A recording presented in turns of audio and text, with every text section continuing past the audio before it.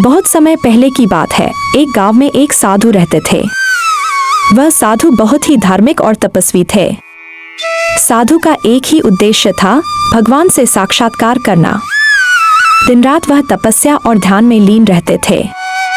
साधु की भक्ति इतनी गहरी थी कि भगवान भी उनके समर्पण से प्रभावित हो गए।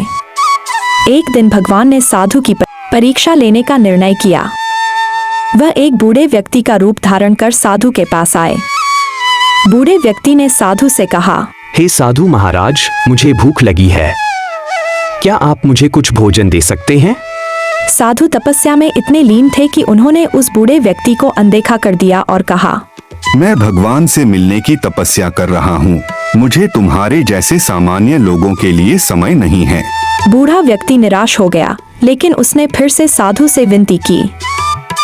महाराज, मैं बहुत भूखा हूँ, कृपया मुझे थोड़ा भोजन दे दीजिए। साधु ने गुस्से में कहा, तुम मेरी तपस्या में बाधा डाल रहे हो। मैं भगवान से मिलना चाहता हूँ और तुम्हारी भूख मुझे इस पवित्र मार्ग से विचलित कर रही है। जाओ यहाँ से। बूढ़ा व्यक्ति दुखी मन से वहाँ से चला गया। कुछ समय बाद भगवान ने साधु के सामने प्रकट होकर कहा, हे साधु, तुमने अपनी तपस्या का उद्देश्य खो दिया है। मैं तुम्हारे सामने उस भूखे व्यक्ति के रूप में आया था, लेकिन तुमने मुझे ठुकरा दिया।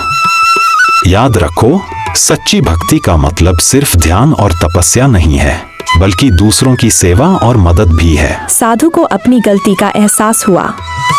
उन्होंने भगवान से माफी मांगी और कहा, हे भगवान, अब मुझे सच्चे अर्थों में भक्ति का महत्व समझ में आ गया है। भविष्य में मैं हर किसी की मदद करने का प्रयास करूंगा और समझूंगा कि सच्ची भक्ति मानव सेवा में ही है।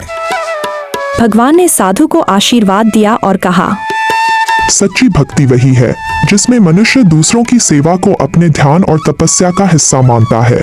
इस प्रकार साधु ने अपने जीवन का नया उद्देश्य पाया और वह भगवान के सच्चे भक्त बन गए।